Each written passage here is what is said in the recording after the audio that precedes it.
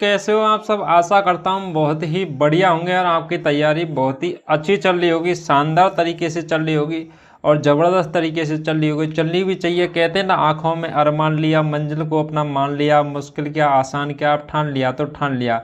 अब ठान लिया है कि जून 2024 के अंतर्गत BSTC एग्ज़ाम के अंतर्गत सलेक्शन लेकर के मानेंगे। एक बेहतरीन कॉलेज से BSTC करके मानेंगे, जिससे आपको क्या है, टीचर बन सकें आप। एक बेहतरीन टीचर बनने के लिए आपको BSTC में नंबर आना जरूरी है।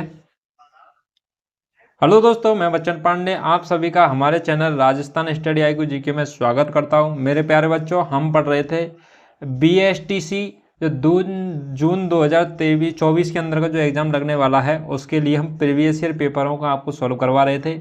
हमने राजस्थान GK की 3 वीडियो आपको अपलोड कर चुके हैं, हिंदी के भी आपको अपलोड कर चुके हैं।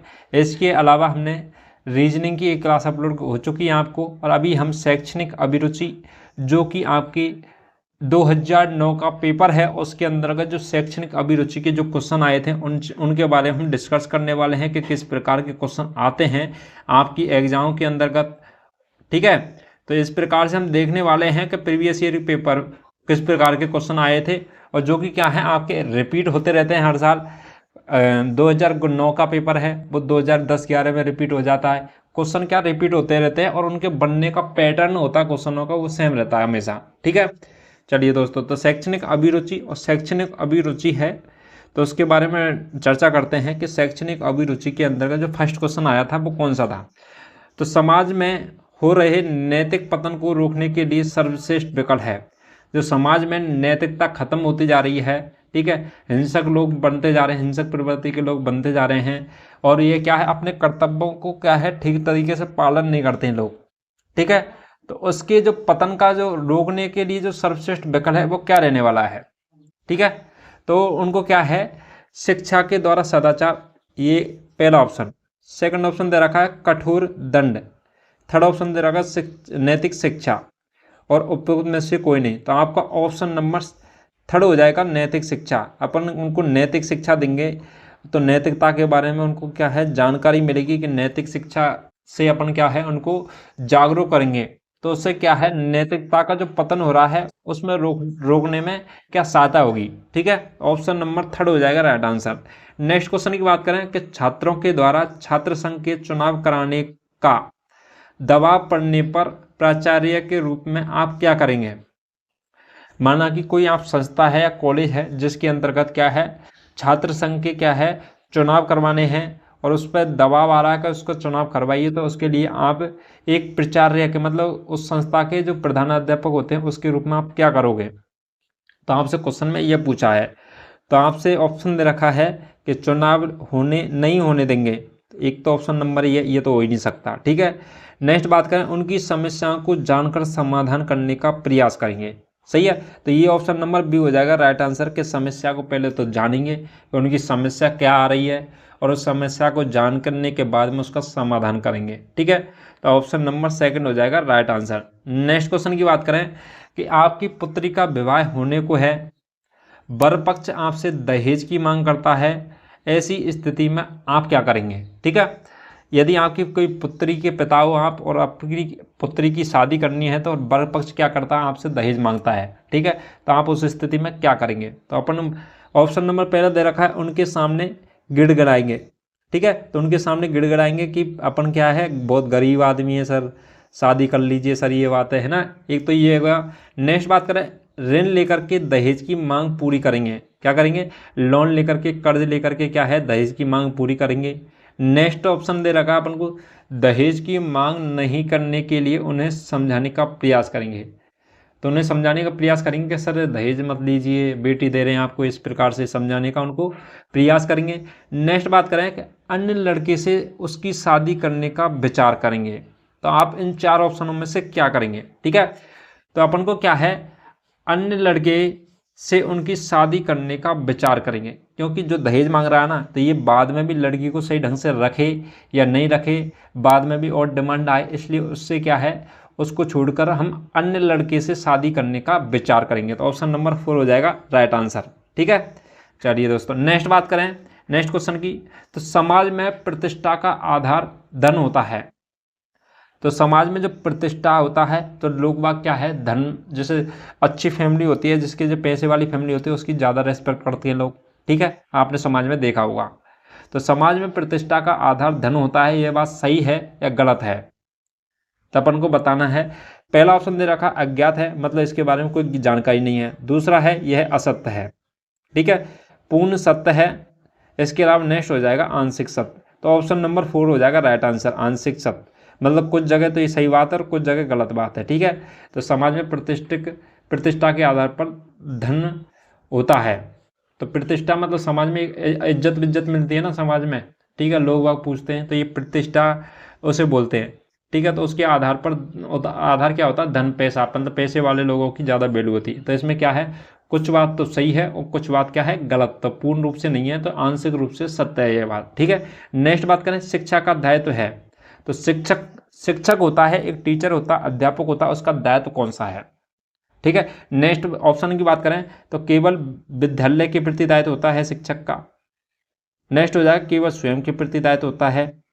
नेक्स्ट है विद्यालय और समाज के प्रति दायित्व। तो ऑप्शन नंबर 3 हो जाएगा राइट आंसर, विद्यालय और समाज के प्रति दायित्व होता है एक शिक्षक का।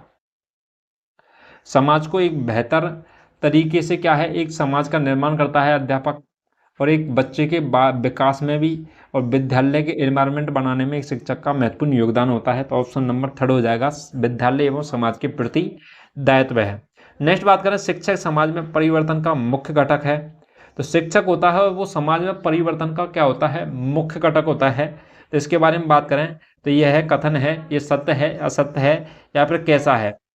तो शिक्षक समाज में परिवर्तन का मुख्य घटक है, यह हो जाएगा अपन का पूर्णतः सत्य, क्योंकि शिक्षा की है जो भविष्य का निर्माण करता है, क्योंकि बच्चों को भविष्य के बारे में क्या है जानकारी देना, उनका अच्छा मार्गदर्शन करना, उनको सही और गलत का फर्क दिखाना, ये सारा शिक्षक का कार्य होता है। और शिक्षक समाज के परिवर्तन का मुख्य घटक होता है, ये बात पूर्णतः सत्य है, ठीक है। तो ऑप्शन नंबर हो जाएगा अपन का सेकंड। नेक्स्ट बात करें, छात्रों में सामाजिकता के विकास का दायित्व विद्यालय पर आ गया है, क्योंकि जो छात्रों में जो सामाजिकता के जो विकास का दायित्व है कि समाज में कैसा रहना चाहिए बच्चों को, समाज के साथ कैसा बर्ताव करना चाहिए, क्या क्या कर्तव्य बनते हैं बच्चे के समाज के प्रति, और समाज में किस तरीके से रहना चाहिए, किन नियमों का पालन करना चाहिए, क्या परंपरा है, उन चीज़ों के बारे में जानकारी बच्चे के लिए कहाँ से मिलती है। तो एक तो घर से मिल सकती है, समाज से मिल सकती है, या फिर एक विद्यालय से मिल सकती है। तो विकास में जो सामाजिक विकास में विकास का जो दायित्व है वो विद्यालय पर आ गया है, प्रेजेंट टाइम में विद्यालय पर क्यों आ गया है, तो वो इसलिए आ गया है क्योंकि छात्रों में सामाजिक विकास की प्रवृत्ति बदल गई है, ये तो नहीं हो सकता, ठीक है। नेक्स्ट बात करें, व्यक्तियों में एकांकी रहने की प्रवृत्ति, एकांकी रहने मतलब अकेला रहने की प्रवृत्ति, ये भी नहीं है। नेक्स्ट बात करें, परिवार बहुत छोटे एवं एकांकी हो गए हैं। तो परिवार क्या है, एकल परिवार आपने सुने होंगे, अब संयुक्त परिवार आपको देखने को नहीं मिलते हैं, पहले संयुक्त परिवार होते थे, अब एकल परिवार हैं, क्योंकि माता पिता क्या है कि अभी पहले तो फैमिली होती थी, संयुक्त परिवार के उसे बोलते हैं जिसमें दादा दादी, चाचा चाची, भैया बहन, मामा पापा सब चीज़ रहते थे, तो उसे बोलते हैं संयुक्त परिवार। एकल परिवार में क्या होता है, एकल परिवार पापा मम्मी और बच्चे होते हैं बस, ठीक है, तो एकल परिवार बोलते हैं। तो अभी क्या है, प्रेजेंट टाइम में एकल परिवार बहुत ज़्यादा हो गए हैं, और एकल परिवार होने की वजह से क्या है, बच्चों को पर्याप्त एनवायरनमेंट नहीं मिल पाता है, पर्याप्त तरीके से वो रिलेशनों को समझ नहीं पाते हैं, और उनको क्या समाज में रहने का, एक घुल मिल के रहने का वो तरीका समझ में नहीं आता है, ठीक है। इसलिए परिवार बहुत छोटे और एकाकी हो गए, इसी कारण से विद्यालय का कर्तव्य बनता है कि वो सामाजिकता उत्पन्न करे, सामाजिकता का विकास करे बच्चों में, ठीक है। तो ऑप्शन नंबर 2 हो जाएगा राइट आंसर। नेक्स्ट बात करें, आपके घर में मेहमान आने पर, ठीक है, तो आपके घर में कोई मेहमान आता है तो उस पर क्या आपकी क्या प्रतिक्रिया होगी, तो आप क्रोधित होंगे, पहला ऑप्शन। नेक्स्ट बात करें, आप अपनी सामर्थ्य से बढ़कर दिखावा करेंगे, ठीक है। थर्ड की बात करें, आप यथार्थ शक्ति उचित सत्कार करेंगे, और फोर्थ हो जाएगा आप उदासीनता दिखाएंगे, ठीक है। तो आपको क्या है, ना तो उस पर जो कोई रिलेटिव आया आपके घर पर, रिश्तेदार आया, तो ना तो उससे क्रोध प्रकट करना है कि गुस्सा होकर उससे बात करें, ठीक है, और बोल दें चल बाहर निकल, ऐसा भी नहीं करना, और ना ही आपको दिखावा करना है ठीक है, दिखावा करें, लंबी लंबी फेंकना ये भी नहीं करना है। इसके अलावा आपको जैसे यथाशक्ति उचित, मतलब जितना आपकी क्षमता है उसके अनुसार उसकी क्या है सत्कार करना चाहिए, उसका आदर करना चाहिए। तो आपका ऑप्शन नंबर 3 हो जाएगा राइट आंसर। ठीक है, तो ऑप्शन नंबर 3 हो जाएगा राइट आंसर। नेक्स्ट बात करें, एक नेता के रूप में शिक्षक का कक्षा में व्यवहार होना चाहिए। तो एक नेता के रूप में जो शिक्षक का कक्षा में व्यवहार होना चाहिए वो कैसा होना चाहिए। ठीक है, किसके रूप में बात कर रहे हैं अपन, नेता के रूप में, क्योंकि शिक्षक एक परिवार के रूप में, नेता के रूप में, समाज के रूप में, एक गाइडेंस के रूप में कई भूमिका निभाता है शिक्षक। ठीक है, तो उसमें अपन नेता की बात करें तो नेता के रूप में कैसा होना चाहिए, तो नेता के रूप में उसका नकारात्मक तो होना ही नहीं चाहिए। ठीक है, कठोरतापूर्ण होना ही नहीं चाहिए, निरस्तापूर्ण मतलब एक प्रकार से जैसे एक होता ना जिसको देखकर मतलब प्रशंसा होती है, हंसी मजाक करने वाला, एक तो वो होता है, एक होता है नीरस, मतलब जिसमें मतलब उठ के आगे सो के बस पढ़ा दिया और बस कोई बच्चों से कोई मतलब नहीं, नीरस। तो ये भी नहीं होना चाहिए। क्या होना चाहिए, उत्साहपूर्ण होना चाहिए। उत्साहपूर्ण मतलब जोशपूर्ण कार्य करे, बच्चों को जोशपूर्ण पढ़ाए और जोश में रहे। जब बच्चों क्लास में पढ़ रहा हो, अध्ययन कर रहा हो तो वो जोश रहे, मोटिवेट रहे अपने आप में। तो नेता के रूप में शिक्षक का उत्साहपूर्ण कार्य करने का व्यवहार होता है। ठीक है, नेक्स्ट बात करें, हमारा मस्तिष्क हमारी समस्त शक्तियां एवं मानसिक क्रियाओं को नियंत्रित करता है। मस्तिष्क है जो हमारे बॉडी की जो सभी शक्तियां हैं, हमारे जो सभी कंट्रोल है बॉडी का, कि हाथ उठाना है, हाथ धरना, पैर आगे चलना, नीचे चलना है, या फिर दर्द, गर्मी, सर्दी, बरसात, ये अपन के कौन कौन ये सारी चीज़ें हैंडल करता है, तो ये करता है मस्तिष्क। तो ये करता है, हाँ, तो ये बात क्या है, सही है, नियंत्रित करता है मस्तिष्क। हाँ, किसी सामूहिक लक्ष्य की प्राप्ति के लिए नेतृत्व का होना आवश्यक है। एक समूह होता है, तो उसके अगर अपन कोई लक्ष्य प्राप्त करना है तो उसके लिए नेतृत्व, मतलब एक व्यक्ति है उस पूरे समूह का नेतृत्व करेगा, तभी उसमें क्या है सार्थकता मिलेगी, सफलता मिलेगी। यदि उसके क्या नेतृत्व करने वाला नहीं है, सब हाउलर करने वाले हैं, कोई नेतृत्व कर ही नहीं रहा है, तो बात अपनी ढंग से रख नहीं पाएंगे, कोई कुछ कह रहा है, कोई कुछ कह रहा है। तो इसको क्या है, आपके पूरे समूह को का नेतृत्व करने के लिए एक नेता का होना, एक लीडर का होना बहुत जरूरी है, जो कि आपकी बात रख सके, आपके प्रति एक आवाज़ बन सके। ठीक है, उसके लिए तो नेतृत्व का होना आवश्यक है। यह क्या है कथन, मतलब एक प्रकार से, हाँ, तो ये बात सही है। हाँ, तो किसी सामूहिक लक्ष्य की प्राप्ति के लिए नेतृत्व का होना आवश्यक है। हाँ, ठीक है, हाँ ना कदापि ये दे रखें, इनमें से हाँ हो जाएगा। ठीक है, सही बात है। मतलब नेता अपने समुदाय का होता है, तो अपने समुदाय का जो नेता होता है वो क्या होता है, स्वामी होता है। स्वामी होते हैं अपन भक्ति व काल टाइप से होते हैं ना, स्वामी गुरु होते हैं, स्वामी भक्ति। ठीक है, तो भगवान भक्ति करने वाले स्वामी महात्माओं को कहते हैं। एक होता है पोशाक, कोई पोशाक होती है स्पेशल नेता की फलाने की, तो ये भी गलत है। ठीक है, ये हो नहीं सकता, स्वामी हो नहीं सकता। तो नेता अपने समुदाय का क्या करता है, प्रतिनिधित्व करता है। क्या करता है, प्रतिनिधित्व करता है। समुदाय या समूह की बातों को क्या है, नेता किसी भी समक्ष, गवर्नमेंट के समक्ष हो या फिर किसी और व्यक्ति के समक्ष हो, वो सारी चीज़ें रखता है। ठीक है, जैसे गांव का सरपंच होता है, माना कि वो नेता है, तो माना कि किसी प्रकार से गवर्नमेंट से कोई योजना, जैसे पानी की समस्या गांव में, तो कौन रखेगा, सरपंच रखेगा। सरपंच ही गवर्नमेंट को बताए, गवर्नमेंट के अधिकारी को बताया कि हमारे गांव में पानी की समस्या है। तो नेता अपने पूरे समुदाय या गांव की किसको कौन कौन देता है, तो प्रतिनिधित्व। ठीक है, तो प्रतिनिधित्व करके अब गवर्नमेंट गांव के द्वारा किसको बनाया, सरपंच को, तो वो अपनी बात रखेगा। ठीक है, अच्छे नेता का महत्वपूर्ण कार्य है, तो अच्छे नेता है और उसका महत्वपूर्ण कार्य क्या होता है, तो सभी कार्य स्वयं करना, अधिकतम धन कमाना, नीति निर्माण एवं योजना बनाकर प्रयास करना, और अपने पदों को यथावत बनाए रखना। तो अपन का ऑप्शन नंबर 3 सही लग रहा है। इसमें से क्या लग रहा है, ऑप्शन नंबर 3 कि नीतियों का निर्माण करना, जो क्या है एक समाज के लिए जो अच्छी नीतियां हैं उनका निर्माण करना, और उन नीतियों को क्या है योजना बना करके उनको अच्छे तरीके से क्रियान्वयन करना, ताकि सभी लोगों को उसका क्या है लाभ मिल सके। ठीक है, तो ऑप्शन नंबर 3 हो जाएगा राइट आंसर। नेक्स्ट क्वेश्चन की बात करें, नेक्स्ट हो जाएगा, महात्मा गांधी स्वतंत्रता संग्राम में जिन गुणों के कारण देश के नेता बने वह था। तो महात्मा गांधी स्वतंत्रता संग्राम में उन्होंने भाग लिया था, और उनके कौन से गुण थे जिनके कारण क्या बने थे, वह नेता बने थे और अच्छा एक नेतृत्व किया था। तो वो क्या था, तो पहली बात करें अंग्रेजों की विरोधी भावना, तो अंग्रेजों की विरोधी भावना ये तो हो नहीं सकता। सुंदर व्यक्तित्व, तो सुंदर व्यक्तित्व है ये भी नहीं है। अपन का किसी प्रकार का आदमी गोरा है या काला है उसके आधार पर उनका क्या है वो अपन बात नहीं कर सकते, उसके बोलने चालने की भाषा होती है, उन चीज़ों से भी अपन प्रभावित नहीं होते। लेकिन अपन बात करें दृढ़ संकल्प, अगर किसी आदमी ने संकल्प ले लिया कि मेरे को ये करना है, कहते हैं ना ठान लिया तो ठान लिया, मुश्किल क्या आसान क्या, ठान लिया तो ठान लिया। उन्होंने ठान लिया था कि स्वतंत्रता लेकर के मानेंगे। उन्होंने प्रयास भी बहुत किए थे और बहुत सारे आंदोलन किए थे, बहुत सारी समस्या झेली थी। तो उन्होंने क्या है दृढ़ संकल्प शक्ति के कारण, किसके कारण, दृढ़ संकल्प शक्ति के कारण हुआ था। ठीक है, तो ऑप्शन नंबर सेकंड हो जाएगा राइट आंसर। नेक्स्ट बात करें, विद्यार्थियों में नेतृत्व के गुण का विकास इसलिए किया जाता है क्योंकि वे, तो विद्यार्थियों में नेतृत्व का विकास क्यों किया जाता है, क्यों किया जाता है, ताकि वे क्या कर सकें, भविष्य में नेता बन सकें।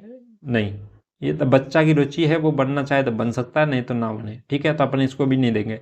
नेक्स्ट बात करें, व्यक्ति का विकास कर सके, व्यक्तित्व का विकास कर सके, मतलब समाज में किस प्रकार से बोलना है, दो चार आदमियों के साथ में उठना बैठना कैसा होना चाहिए, ये नेता के गुण होते हैं। तो व्यक्तित्व का विकास करना, ठीक है, ये राइट आंसर है।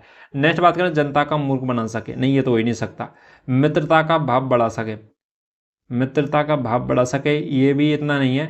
लेकिन मेन तो यही है व्यक्तित्व का विकास करना, कि किस व्यक्ति से किस प्रकार बोला जाता है, किसी बात को किस प्रकार से प्रेजेंटेशन देना चाहिए, किस प्रकार से किसी के सामने रखना चाहिए, तो ये होता है व्यक्तित्व का विकास करना। ठीक है, तो ऑप्शन नंबर बी हो जाएगा राइट आंसर सेकंड। ठीक है, नेक्स्ट बात करें, शिक्षा, शिक्षक की रुचि का अध्ययन में महत्व है, शिक्षक की रुचि का अध्ययन में क्या महत्व होता है। तो अध्ययन कराने में शिक्षक की जो रुचि हो तो उसका महत्व क्या होता है, तो उसका महत्व होता है कि कुछ नहीं होता है, एक होता है कम महत्व, बहुत कम और बहुत अधिक। तो शिक्षक की जो अपन जैसे अपन कोई सब्जेक्ट पढ़ा रहे हैं, कोई टीचर है कोई सब्जेक्ट पढ़ा रहा है, उस सब्जेक्ट के अंदर को तो शिक्षक की खुद की रुचि होनी चाहिए। पहली बात तो क्या होनी चाहिए, खुद की रुचि होनी चाहिए, ताकि वो पढ़ाने में क्या उसमें इंटरेस्ट ले और एक बेहतर तरीके से उसको समझा सके, समझ सके और बच्चों के सामने एक नॉर्मल तरीके में प्रेजेंट कर सके। ठीक है, तो उसमें क्या है बहुत अधिक क्या होनी चाहिए, रुचि होनी चाहिए। शिक्षक की रुचि का अध्यापन में बहुत अधिक महत्व होता है, बहुत ज़्यादा जरूरी है। यदि खुद को इंटरेस्ट नहीं है टीचर को तो बच्चों को वो क्या पढ़ाएगा। ठीक है, तो बहुत अधिक रुचि होनी चाहिए। ठीक है, महत्व है उसका। एक शिक्षक के लिए सफल शिक्षण कार्य हेतु जरूरी है, तो एक शिक्षक है वो सफल शिक्षण कार्य के लिए क्या जरूरी होनी चाहिए शिक्षक के लिए।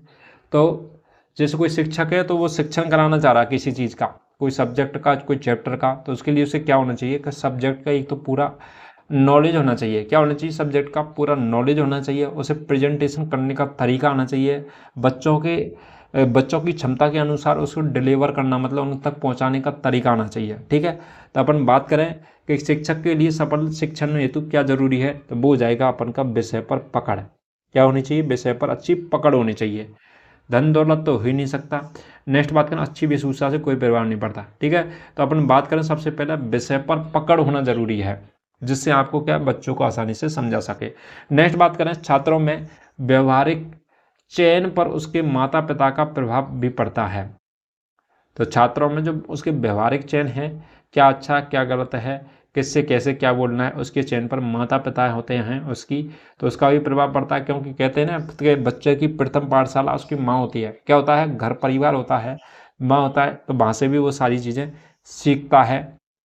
ठीक है, तो व्यवसाय के चयन पर भी, जैसे कि हमारे घर वाले क्या होते हैं, कोई भी बिजनेस कर रहे हैं या फिर कोई जॉब कर रहे हैं या फिर अपन के कोई भी व्यक्ति कोई भी कार्य कर रहा था, उस चीज़ से उसके दिमाग में बचपन से आने लग जाता कि मेरे को भी इसी तरीके से कार्य करना है, ये बनना है, ये करना है, वो करना है। ठीक है, तो वो सारी चीज़ें, तो माता पिता का भी प्रभाव पड़ता है। तो समाज में उनके पद का, उनके व्यवहार का, उनकी आदतों का और उनकी शिक्षा का।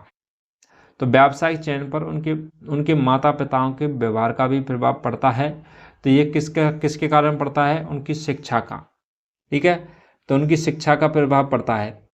जैसे एनवायरनमेंट में जैसे बच्चों की परवरिश होगी, उसके उदाहरण देंगे कि तेरे को ये भी कर सकता है, ये भी, जैसे वो चीज़ें देखेगा, उनको वहाँ से जो शिक्षा मिलेगी तो उसके आधार पर वह व्यवसाय का क्या करेगा, चयन करेगा कि मेरे को डॉक्टर बनना है, मेरे को इंजीनियर बनना है। ठीक है, अपन के परिवार में देखेंगे कोई टीचर है तो अपन सोचेंगे टीचर ही बनना अपन को। और हम बार बार फैमिली वाले ये बोलेंगे तेरे को टीचर बनना, आगे जाके डॉक्टर बनाएंगे तेरे को, तो उसकी शिक्षा होती है, उसी के आधार पर अपन व्यवसाय का क्या करते हैं, चयन करते हैं। नेक्स्ट बात करें, एक शिक्षक के रूप में आप शिक्षण कार्य के अलावा अपनी रुचि के अनुसार अन्य क्या कार्य करना है। तो शिक्षक है वो अपनी शिक्षण कार्य के अलावा, एक तो क्या है, विषय का अध्ययन तो कराना ही कराना है जिस सब्जेक्ट के आप अध्यापक हो, उसके अलावा आपको क्या अन्य कार्य करना पड़ेगा। तो अपन क्या करेंगे, तो पसंद नहीं करेंगे अन्य कार्य करना, मतलब उनकी रुचि के अनुसार, तो अपनी रुचि के अनुसार कोई अन्य शिक्षण देना, मतलब किसी प्रकार से किसी राजनेता के बारे में बताना, राजनीति से संबंधित अच्छी बातें बताना, ये सारी कार्य है। तो इन चीज़ों के बारे में अतिरिक्त जानकारी देना बच्चों को आप पसंद करेंगे या फिर अपमान समझेंगे इस बात को, या पसंद करेंगे या पसंद नहीं करेंगे, उसमें से कोई नहीं, ठीक है। तो अपन क्या करेंगे, अन्य जानकारी देना भी क्या करेंगे, पसंद करेंगे, ताकि बच्चे को क्या है, व्यवहारिक नॉलेज भी मिले, देश में क्या चल रहा है उस चीज़ों के बारे में भी जानकारी मिले, करंट का ज्ञान भी मिलना चाहिए। तो अपन इन चीज़ों को क्या है, पसंद करेंगे, ताकि अपन सब्जेक्ट के अलावा भी इधर उधर का थोड़ा सा ज्ञान दे सकें, ठीक है। नेक्स्ट बात करें, छात्रों के विकास में सर्वाधिक भूमिका होती है। तो छात्रों के विकास में सर्वाधिक जो भूमिका होती है वो किसकी होती है, तो वो होती है अपन की किसकी, समर्पित शिक्षा की, शिक्षकों की। किसकी होती है, छात्रों के विकास में सर्वाधिक भूमिका होती है किसकी, समर्पित शिक्षकों की। किसकी होती है, समर्पित शिक्षकों की होती है। नेक्स्ट बात करें, शिक्षकों के द्वारा प्राइवेट ट्यूशन करने के संदर्भ में आपके विचार है कि शिक्षक क्या है, स्कूल में पढ़ाने के बाद में भी क्या है, प्राइवेट ट्यूशन भी करते हैं, तो उसका विचार क्या है कि प्राइवेट ट्यूशनों पर रोक लगा देनी चाहिए। ये भी गलत है। जैसे माना कि क्या है, कोई कमज़ोर बालक है, उसको सच में ट्यूशन की ज़रूरत है, तो उसको तो ट्यूशन करना पड़ेगा ना, तो अपन उस पर रोक लगा देनी चाहिए, ये बात गलत है बिल्कुल ही, ठीक है। नेक्स्ट बात करें, प्राइवेट ट्यूशन केवल विशेष परिस्थितियों में किए जाने चाहिए। जैसे कि माना कि कुछ बच्चे ऐसे हैं जिनको स्कूल में समझ नहीं आ रहा, उनको अतिरिक्त पढ़ने की आवश्यकता है, तो उनके लिए ट्यूशनों की आवश्यकता भी होनी चाहिए, उनके लिए भी ट्यूशन लगाने चाहिए, ठीक है। तो विशेष परिस्थितियों में ट्यूशन लगाने चाहिए, धंधे के लिए नहीं, पैसे के लिए नहीं, विशेष परिस्थितियों में बच्चों की हेल्प के लिए लगानी चाहिए, ठीक है। नेक्स्ट बात करें, इनमें से कोई रोक नहीं होनी चाहिए और दंडनीय होना चाहिए। तो ऑप्शन नंबर सेकंड हो जाएगा राइट आंसर, ठीक है। नेक्स्ट क्वेश्चन की बात करें, नेक्स्ट हो जाएगा, BSTC प्रवेश परीक्षा देने का आपका मुख्य उद्देश्य है। तो BSTC से परीक्षा दे रहे हो आप, इसका मुख्य उद्देश्य क्या है, किस उद्देश्य से कर रहे हो आप, तो समय पास करने, मतलब टाइम पास करने के लिए। नेक्स्ट बात करें, नौकरी पाने का प्रयास करने के लिए, और प्रतियोगी परीक्षाओं का अभ्यास करना, और अध्यापन कार्यों के प्रति रुचि। तो आपको क्या करना है, नौकरी तो सबको पानी है, पहली बात तो ये तो फिक्स है, आज के टाइम के अनुसार टाइम पास करने के तो कोई आएगा नहीं, तो ऑप्शन नंबर ए तो कोई बेसिक कैंसिल हो। नौकरी पाने का प्रयास तो ठीक है, नौकरी करने के लिए ही कर रहे हैं, लेकिन नौकरी सब कुछ नहीं होता। एक है प्रतियोगी अभ्यास करने के लिए, कि आप परीक्षा दे दे के और उनको क्या करोगे, परीक्षा दे दिया घर बैठ जाओ, परीक्षा दे दी घर बैठ जाओ, इसका करो क्या, आपका कोई उद्देश्य होगा ना पर्टिकुलर। परीक्षा देना ही उद्देश्य नहीं होता, आपको नौकरी लगना भी उद्देश्य होता है, नौकरी लगने का प्रयास करने का उद्देश्य भी होता है। लेकिन इससे पहले सबसे मेन चीज़ होती है, उस कार्य को करने में अपनी रुचि होनी चाहिए। क्या होनी चाहिए, रुचि, कि मेरे को अध्यापक कार्य करना है, कि मेरे को अच्छा इंजीनियर बनना पसंद है, मेरे को डॉक्टर बनना पसंद है, मेरे को क्या है, पढ़ाना पसंद है, तो अपन क्या करेंगे, BSTC करेंगे या B.Ed करेंगे। तो अध्यापन कार्यों के प्रति रुचि क्या है, हमारा उद्देश्य क्या है, अध्यापन कार्यों में हमारी रुचि है, इसलिए हम BSTC और B.Ed करते हैं, ताकि हम टीचर बन सकें, ठीक है। नौकरी पाना तो सेकेंडरी है। नेक्स्ट बात करें, शिक्षक प्रशिक्षण का मूलभूत उद्देश्य है। तो शिक्षक प्रशिक्षण का जो मूलभूत उद्देश्य है वो क्या होता है, तो छात्रों को पहचानने की योग्यता विकसित करना, शिक्षकों में आवश्यक कौशल विकास करना, शिक्षकों में बढ़ती मांग की पूर्ति करना। तो अपन क्या है, जो शिक्षक प्रशिक्षण है, मतलब शिक्षक प्रशिक्षण क्या होता है, जैसे BSTC होता है ना, तो उसमें भी शिक्षक प्रशिक्षण है, B.Ed है, ये भी शिक्षक प्रशिक्षण है। मतलब हम शिक्षक बनाने के लिए प्रशिक्षण देते हैं उन्हें, एक शिक्षक बनने के लिए प्रशिक्षण दिया जाता है BSTC और B.Ed के अंतर्गत। तो अपन क्या है, शिक्षकों में आवश्यक कौशल का विकास करने के लिए हम प्रशिक्षण देते हैं, ताकि उनको बच्चों को कैसे पढ़ाना चाहिए, उनकी कैसे बच्चों के बारे में उनको किस प्रकार से समझाना चाहिए, मीडियम बच्चा तो उसके साथ कैसे हैंडल करना चाहिए, ठीक है। तो शिक्षकों में आवश्यक कौशल का विकास करने के लिए शिक्षक प्रशिक्षण देना बहुत आवश्यक है। नेक्स्ट बात करें, छात्रों में अनुशासनहीनता के निराकरण का श्रेष्ठ उपाय है। तो छात्रों में जो अनुशासनहीनता के निराकरण का, मतलब शोरगुल कर रहे हैं या फिर ऊधम मठाव कर रहे हैं बच्चे, तो उनके निराकरण के लिए सर्वश्रेष्ठ उपाय है वो क्या होता है। तो नेक्स्ट बात करें, छात्रों में भयमुक्त का वातावरण बनाना। भयमुक्त का कर दिया जाए, अगर बिल्कुल फ्री छोड़ दिया जाए तो भी समस्या है। नेक्स्ट बात करें, समस्याओं से अवगत कराना। छात्रों को समस्याओं से अवगत कराना, यदि आप अनुशासन करेंगे तो इससे क्या आपको प्रभाव पड़ने वाला है, कौन कौन सी समस्याओं का सामना करने पड़े। नेक्स्ट बात करें, छात्रों से सीधा संपर्क स्थापित कर अनुशासनहीनता के कारणों का मालूम करना। तो ये आपका राइट आंसर हो जाएगा। कैसे हो जाएगा, अपन क्या है, छात्रों को जो अनुशासनहीनता हो रही है तो हम छात्रों के पास जाएंगे, उनसे संपर्क करेंगे और अपन चेक करेंगे कि ये अनुशासनहीनता हो क्यों रही है। क्या करना है, आपको चेक करना कि अनुशासनहीनता हो क्यों रही है, क्यों बच्चे आवाज़ कर रहे हैं, क्यों लड़ रहे हैं, या फिर किस प्रकार से ये अनुशासन नहीं बैठ रहा है। उसके बारे में अपन पहली बात तो उसको मालूम करेंगे और उसका फिर बाद में क्या करके निवारण करेंगे। ठीक है, ऑप्शन नंबर 3 हो जाएगा राइट आंसर। नेक्स्ट बात करें, आपकी कक्षा में कुछ उद्दंड छात्र हैं। तो उद्दंड का मतलब होता है जैसे उद्यम अठाव करने वाले बच्चे होते हैं। हर कक्षा में पढ़ने वाले भी बच्चे उद्यम अठाव करने वाले होते हैं और टाइम पास करने वाले होते हैं, और एक मीडियम साइज के भी होते हैं। ठीक है, तो आपको क्या है कि आपकी कक्षा में कुछ उद्दंड छात्र हैं, उनके साथ में किस प्रकार का संबंध रखना चाहते हैं। जो उद्दंड छात्र हैं उनके साथ में किस प्रकार का संबंध रखेंगे, तो वो रखेंगे अपन, यही तो होता है कि जैसे माना कि कोई जिसकी शरारत करने की हरकत है तो अपन को ये नहीं उससे गणना करनी है। ठीक है, कोई ज़्यादा बोलता है इससे ये नहीं कि उसके साथ में अपन संपर्क ही नहीं रखना है, तो उसका क्या है, जवाब देना है। और कम बोलता है तो उसके साथ में ये नहीं कि उससे बात ही नहीं करनी है। ठीक है, तो सबके साथ में तालमेल बैठा के रखना, नॉर्मल बच्चों के साथ में भी, कम से कम डल बच्चों के साथ में भी, एक बेहतरीन बच्चों के साथ, सबके साथ में तालमेल बैठा के एक समान नज़र से देखना सबको, एक समानता का व्यवहार करना उसके साथ में। तो कैसा करना है, निष्पक्ष। तो उनके साथ में संबंध किस प्रकार का हो जाएगा, निष्पक्ष हो जाएगा। ठीक है, यदि आप अपने विद्यालय में छात्रावास वार्डन है तो आप अनुशासन कैसे स्थापित करेंगे। मतलब आपके विद्यालय में छात्रावास है, छात्रावास में क्या है, बच्चे वहीं पर रहते हैं, रात को भी रहते हैं, दिन में भी वहीं रहते हैं।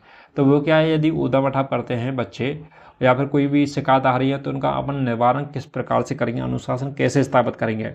पहली बात करें कि छात्रों के साथ में संवाद स्थापित करेंगे। छात्रों के सामने संवाद का मतलब होता है उनको क्या समस्या है वो हमें बताएं और हम उनको बताएंगे सॉल्यूशन क्या है। ठीक है, तो एक दूसरे के अपन को समस्या और समाधान दोनों मिलकर के उस चीज़ का निराकरण करेंगे। एक जिसकी समस्या आ रही है वो और निराकरण करने वाला है वो, दोनों ही मिलकर के एक चीज़ के, जैसे कोई समस्या, पानी की कोई समस्या है तो हाउलड़ करने से कुछ नहीं होगा, अपन उसको बताएंगे वार्डन को कि हमारे साथ पानी की ये समस्या आ रही है, अब बाथरूम में पानी नहीं आता है, नहाने के लिए पानी नहीं है, तो वार्डन क्या करेगा, उसका सही संज्ञान लेगा। ठीक है, पानी की व्यवस्था करवाएगा। ये तो होता है एक सही रास्ता। एक अपन हाउलड़ करे जा रहे हैं उसको समस्या बता ही नहीं रहे। ठीक है, तो इसलिए अपन का बात हो जाएगा, पहला ऑप्शन नंबर राइट हो जाएगा कि छात्रों के साथ में संवाद स्थापित करना। तो ऑप्शन नंबर ए हो जाएगा राइट आंसर। नेक्स्ट बात करें कि प्राचार्य तथा अन्य शिक्षकों के मध्य जो संबंध होते हैं उस पर विद्यालय का संपूर्ण वातावरण निर्भर करता है। एक होता है हेडमास्टर प्राचार्य, जो स्कूल का मेन वो होता है संस्थापक। ठीक है, प्राचार्य होता है अध्यापक जो स्कूल को संभाल रहा होता है। एक होते हैं उसके अंदर काम करने वाले शिक्षक। ठीक है, क्योंकि प्राचार्य एक होता है, शिक्षक अनेक कई होते हैं। तो उनके मध्य में जो संबंध है वो बहुत ही अच्छे होने चाहिए, और क्या होने चाहिए, अच्छे होने चाहिए और व्यवहारिक होने चाहिए, नैतिकपूर्ण तरीके से होने चाहिए। और जैसे अगर बच्चे के सामने अगर उनके संबंध अच्छे रहेंगे तो बच्चे भी अच्छे संबंध बनाना सीखेंगे। ठीक है, उनकी लैंग्वेज अच्छी होनी चाहिए जिससे बच्चे को भी अच्छा सीखने को मिले। ठीक है, तो अपन प्राचार्य और अन्य शिक्षकों का मधुर संबंध रहेंगे, अच्छे संबंध रहेंगे, तो विद्यालय पर क्या है, संपूर्ण वातावरण निर्भर करता है। तो उस पर किस पर, इन दोनों टीचरों के। ठीक है, तो ये हो जाएगा सदैव। क्या हो जाएगा, सदैव ही एक प्राचार्य और आज शिक्षकों के मध्य में जो अच्छे संबंध होते हैं वो पूरे संपूर्ण वातावरण को क्या करते हैं, प्रभावित करते हैं। संपूर्ण वातावरण उन्हीं पर निर्भर रहता है। एक दूसरे की खुट्टी चुगली करेंगे, एक दूसरे की बुराई करेंगे, एक दूसरे के पीछे कटाक्ष करेंगे, एक दूसरे से लड़ेंगे, तो उससे स्कूल का वातावरण अच्छा नहीं रहेगा। उसमें क्या है, बच्चों को भी गलत संदेश मिलता है और एक दूसरे की काट छाट करने में ही टाइम निकल जाता है। ठीक है, बच्चों पर बिल्कुल ध्यान नहीं दे पाएंगे वे। अपने पड़ोसी से संबंध तोड़कर ही सुखी जीवन व्यतीत किया जा सकता है। तो ये बात बिल्कुल सही नहीं है। अपन के पड़ोसी होते हैं, तो ये क्या है, जैसे अपन के कोई घर पे नहीं है, अभी बीमार हो गए, कोई अकेला व्यक्ति रह रहा है, वो बीमार हो गया, तो पड़ोसी उठा के ले जाता है ना उसको हॉस्पिटल, ठीक है। यदि आपके संबंधी खराब होंगे तो वो भी ये कहेगा मरना चाहता मर, वो क्यों लेके जाएगा, ठीक है। तो इसलिए संबंध अच्छे होने चाहिए, मधुर होने चाहिए, ताकि आपको क्या है, वक्त आने पर काम आ सके एक दूसरे के, ठीक है। तो बिल्कुल यह गलत है कि पड़ोसी का तो संबंध तोड़ के सुखी रह सकता, तो सुखी नहीं रह सकता पड़ोसी संबंध तोड़ के, ठीक है। तो बिल्कुल नहीं। नेक्स्ट बात करें, कक्षा में अच्छे वातावरण के लिए आवश्यक है कि, तो आवश्यक क्या है, छात्र शांति से बैठे रहें। कक्षा में अच्छा वातावरण किससे होगा, कि छात्र शांति से बैठे रहें। नेक्स्ट बात करें, छात्रों का मनोरंजन होता रहे, ठीक है। नेक्स्ट हो जाएगा अपन का कि छात्र शिक्षक से भयभीत रहे, ये तो हो ही नहीं सकता। अध्यापक और छात्रों के मध्य सौहार्दपूर्ण संबंध हो, तो ये आपका राइट आंसर हो जाएगा।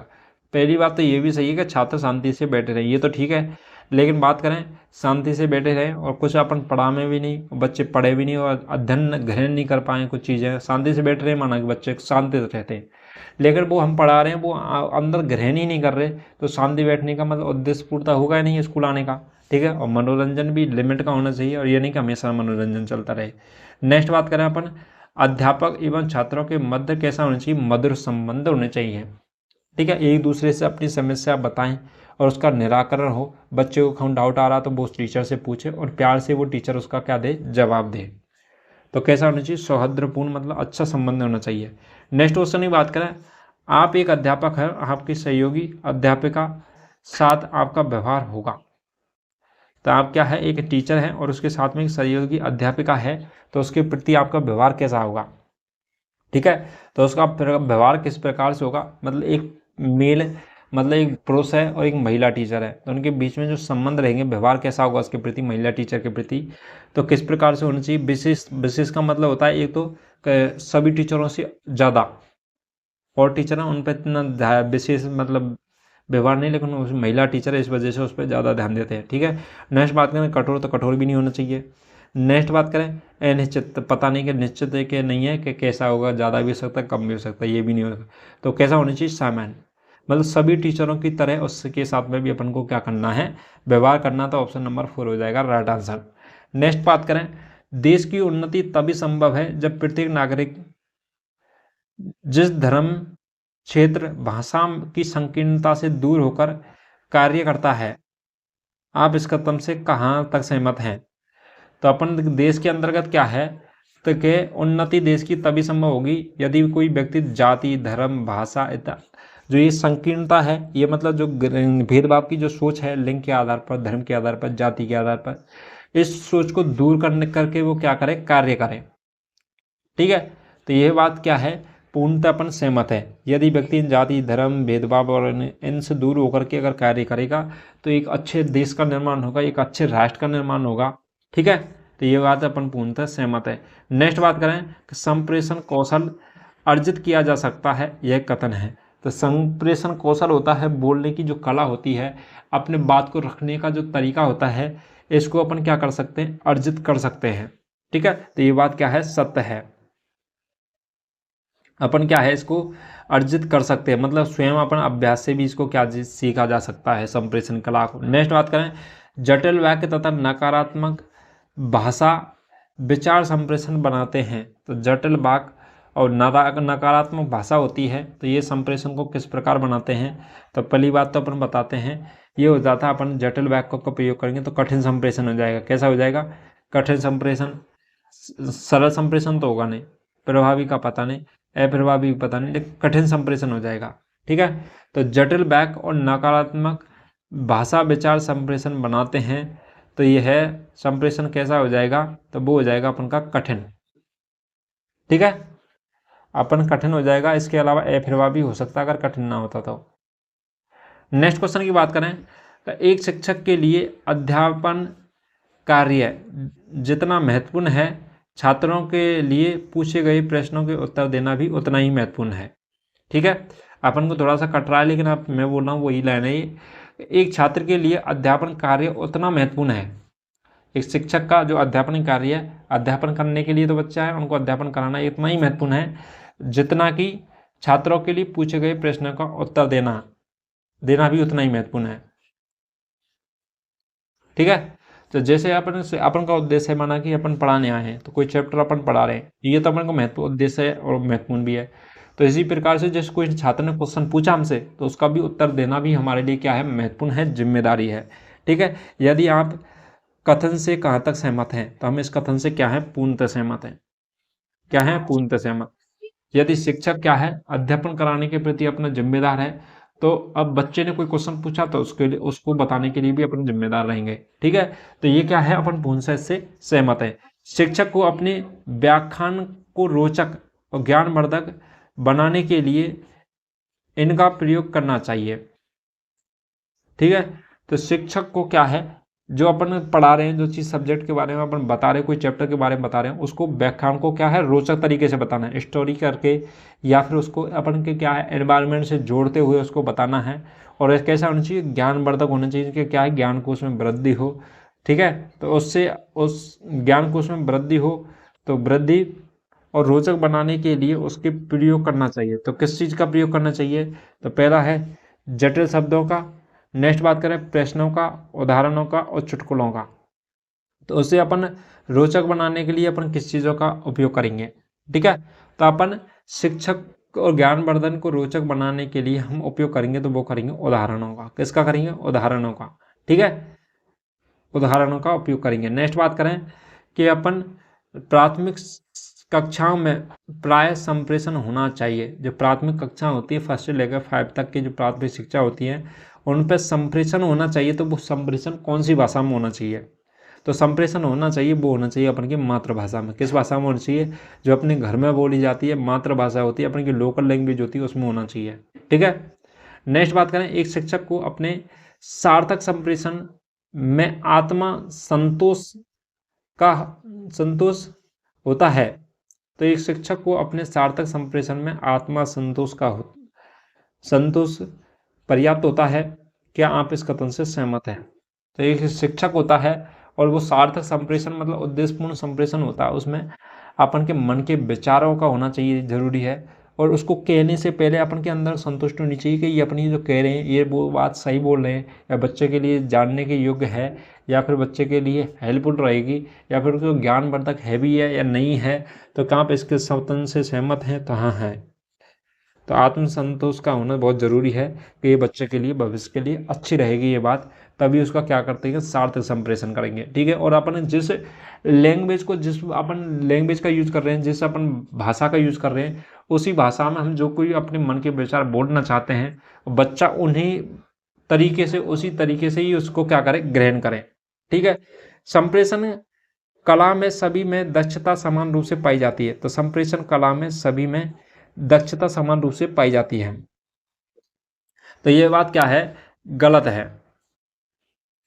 ठीक है, तो सभी में समान रूप से नहीं पाई जाती। हर बच्चे की अपने क्या है, बोलने की कला अलग है, एनवायरनमेंट अलग है, सीखने की क्षमता अलग है, और ग्रहण करने की क्षमता अलग है, प्रेजेंटेशन का तरीका अलग है, उसकी वेशभूषा, शारीरिक खान पान, सारी चीज़ें सेम हो ही नहीं सकती हैं। तो संप्रेषण की कला सभी में दक्षता समान रूप से नहीं पाई जाती, होती नहीं है। ठीक है, पाई जाती है तो ये नहीं है। ठीक है, नेक्स्ट क्वेश्चन की बात करें, नेक्स्ट हो जाएगा, शैक्षणिक प्रौद्योगिकी शिक्षा की सहायता करती है। तो शैक्षणिक प्रौद्योगिकी जो शिक्षक है, तो शिक्षक की सहायता करती है, तो वो क्या करती है, तो वो हो जाएगा अपन का कौन सा, शिक्षण प्रभावी बनाने में। तो शैक्षणिक प्रौद्योगिकी मतलब अपन नई नई जो टेक्नोलॉजी आ रही हैं, और अपन उनको ग्रहण करके अगर शिक्षा प्रदान करते हैं, तो ये शिक्षक को प्रभावी बनाने में, शिक्षण को प्रभावी बनाने में क्या करती है, सहायता करती है। नेक्स्ट बात करें, संप्रेषण कला में दक्षता की सर्वाधिक आवश्यकता किसको होती है। तो संप्रेषण कला में दक्षता की जो सर्वाधिक आवश्यकता किसको होती है, तो वो होती है अपन के शिक्षक को। किसको होती है, शिक्षक को, ताकि अपनी बात को क्या है, अच्छे तरीके से, बेहतर तरीके से बच्चों को समझा सके, तो शिक्षक को होती है। नेक्स्ट बात करें, आप एक टीचर है, मध्याह्न अवकाश में आप यदि अपने साथियों के साथ में चाय पान करते हैं, तो उस समय आपका लक्ष्य होना चाहिए। तो इसके समय जो अपन, ये क्या है, अपन का लंच होता है, लंच के समय क्या है, हम चाय पानी पीते हैं। तो चाय पानी पीते समय आपका क्या लक्ष्य होना चाहिए, तो चाय पानी व्यवस्था का निरीक्षण करने, नेक्स्ट बात करें, विद्यालय संबंधी विभिन्न समस्याओं पर विचार विमर्श करना, ये हो सकता है। ठीक है, तो साथियों के साथ आलोचना करनी, ये तो हो ही नहीं सकता।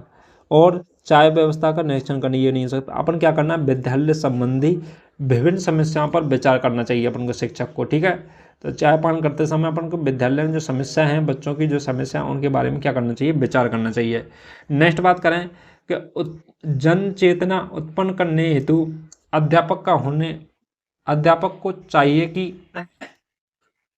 तो जन चेतना उत्पन्न करने के लिए बच्चों के अंतर्गत तो अध्यापक को क्या करना चाहिए, ठीक है, तो उसको करना चाहिए जन चेतना पर लेख प्रकाशित कराए, जन चेतना पर अनेक व्याख्यान दे, सामाजिक कार्यों में सक्रिय रहे। नेक्स्ट बात करें तो जन मानस से बिल्कुल दूर रहे। ठीक है, तो ऑप्शन नंबर अपन का कौन सा हो जाएगा, तो अपन पहली बात करें तो जन चेतना को लिखने का और प्रकाशित कराने से कुछ नहीं होगा। ठीक है, जन चेतना पर अनेक व्याख्यान देने से अपन बोल बोल के कुछ भी कर दें तो वो भी अपन बच्चे ग्रहण नहीं करेंगे। जनमानस से बिल्कुल दूर रहेंगे तो भी कोई प्रभाव नहीं पड़ेगा, लेकिन सामाजिक कार्यों में सक्रिय है।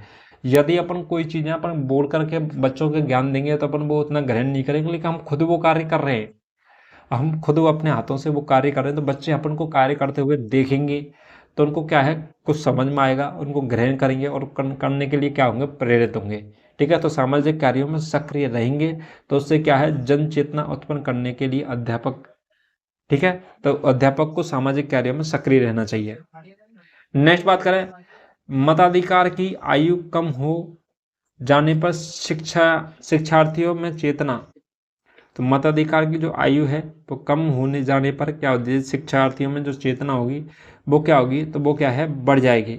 शिक्षार्थियों में चेतना बढ़ जाएगी अगर मताधिकार की आयु क्या हो जाएगी, कम हो जाएगी। कम आयु के लोग वोट देने लग जाएंगे तो वो भी राजनीति में रुचि लगने लग जाएंगे, वो भी समझेंगे देश में क्या चल रहा क्या नहीं चल रहा। ठीक है, तो बड़े ही विद्यार्थियों में चेतना बढ़ी है। यदि आप कोई त्रुटि करते हैं तो आप अन्य लोगों के दबाव में त्रुटि स्वीकार कर लेंगे, नहीं है, नहीं हो सकता, उसकी परवाह नहीं करेंगे, दोबारा त्रुटि नहीं करेंगे। यदि आप त्रुटि करते हैं तो आप अपनी त्रुटि स्वीकार करके क्षमा मांग लेंगे, क्या करेंगे कि सर हमसे गलती होगी, दोबारा इस पर अपन क्या नहीं करेंगे, गलती नहीं करेंगे, दोबारा नहीं दोहराएंगे। तो यदि आप त्रुटि करते हैं तो आप क्या करोगे, तो अपनी त्रुटि स्वीकार कर क्षमा मांग लेंगे। ठीक है, नेक्स्ट बात करें, परिवार समाज और राष्ट्र के संपूर्ण विकास के लिए क्या होना है, ऑप्शन नंबर पहला दे रखा क्या जरूरी है, तो परिवार समाज और राष्ट्र के संपूर्ण विकास के लिए तो छात्रों में शिक्षा अधिक आवश्यक है, छात्रों की शिक्षा अधिक आवश्यक है, तो छात्रों की शिक्षा अधिक आवश्यक है और छात्रों की शिक्षा अधिक आवश्यक है। नेक्स्ट बात करें, किसी को शिक्षा की आवश्यकता नहीं है। नेक्स्ट बात करें, दोनों को शिक्षा की आवश्यकता है।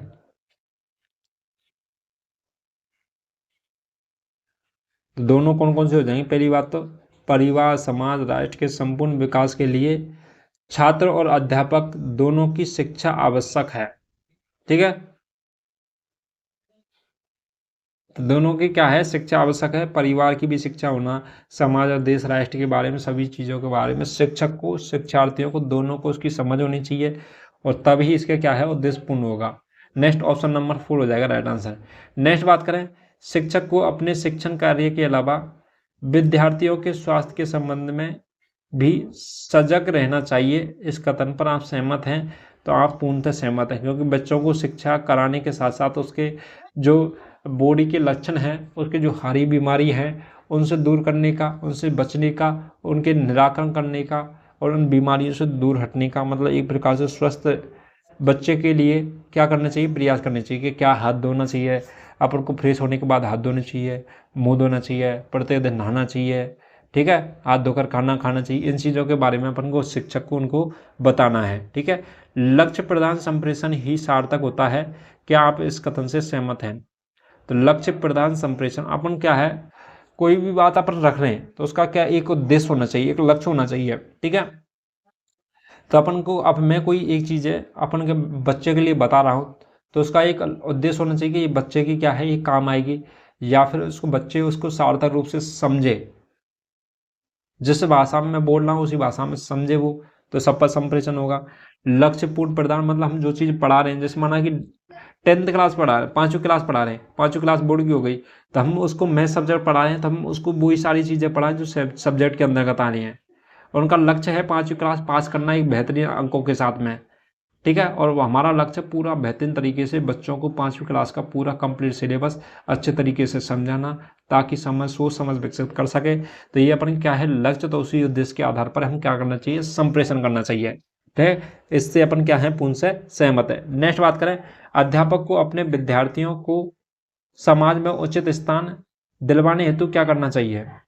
तो अध्यापक होता है, उसको विद्यार्थी होते हैं अपने जो शिष्य होते हैं, उस शिष्य होते हैं, उसके छात्र होते हैं, उनको समाज में उचित स्थान दिलवाने के लिए, एक बेहतरीन जीवन दिलवाने के लिए उसे क्या करना चाहिए, तो उनमें सामाजिक दृष्टिकोण का क्या करना चाहिए, विकास। तो बच्चों में सामाजिकता का विकास करेंगे तो समाज में किस प्रकार से रहना है, किस प्रकार के समाज के साथ में व्यवहार करना है, लोगों और रिश्तेदारों के साथ में किस प्रकार से व्यवहार करना है, तो उससे क्या है समाज के दृष्टिकोण का विकास होगा, और उससे क्या है समाज में उसको क्या मिलेगा, उचित स्थान मिलेगा।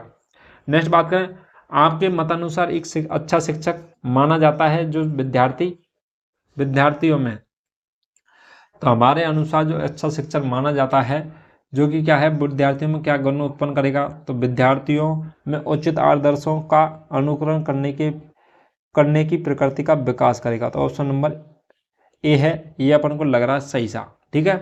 नेक्स्ट बात करें, तो मतानुसार एक अच्छा शिक्षक माना जाता है तो जो विद्यार्थियों में क्या है आज्ञाकारी बनाएगा, जो विद्यार्थियों का आज्ञाकारी बनाएगा, ये भी अपन का सही है। नेक्स्ट बात करें, को ट्यूशन के लिए प्रेरित कर सके, ये तो बिल्कुल ही नहीं है, ठीक है। छात्रों में स्वतंत्र चिंतन पैदा करने की क्षमता रखता है, ठीक है। तो ये अपन का राइट आंसर है। अपन को क्या है कुछ ऑप्शन है वो सेम से देखेंगे, लेकिन अपन को बेस्ट छांटना है, ठीक है। तो आपके मतानुसार एक शिक्षक माना जाता है जो विद्यार्थियों में क्या करे, सोच समझ विकसित कर सके। शिक्षा का उद्देश्य नौकरी पाना नहीं होता, बल्कि शिक्षा का उद्देश्य अपन प्राचीन समय से चलती आ रही है। तो अपन शिक्षा का उद्देश्य होता है कि बच्चे एक अपना सोच समझ विकसित कर सके, अपने दिमाग से ये भी पता लगा सकते कि अपन के लिए क्या चीज़ अच्छी है, क्या गलत है, क्या करना चाहिए, क्या नहीं करना चाहिए, ये बेहतरीन विकल्प का चयन कर सके और एक अपने बेहतरीन तरीके से अपने जीवन यापन कर सके। तो चिंतन पैदा करना, तो चिंतन पैदा करने की जो क्षमता है छात्रों में, ये अच्छे शिक्षक का क्या होता है, गुण होता है। तो ऑप्शन नंबर 4 हो जाएगा राइट आंसर, ठीक है। नेक्स्ट बात करें, आपके मतानुसार सेवारत शिक्षक प्रशिक्षण कार्यक्रम अभिमुखीकरण का अच्छा उपाय है, यह कथन है। तो आपके मतानुसार सेवारत शिक्षक होता है वो शिक्षण कार्यों में अभिमुखीकरण का अच्छा उपाय है, यह कथन है। तो यह पूर्णतः क्या है, सत्य है, ठीक है। तो आपके टोटल पूरे 50 क्वेश्चन ही आते हैं शैक्षणिक अभिरुचि से, वो हमने कंप्लीट करवा दिए गए हैं। और हमने क्या है प्रीवियस ईयर पेपरों के आपके जीके के भी जो क्वेश्चन थे, 3-4 क्लासेस जीके की, 3-4 क्लासेस हिंदी की अपलोड कर चुके हैं। इसके अलावा रीजनिंग की हो चुकी है, शैक्षणिक अभिरुचि की फर्स्ट क्लास है।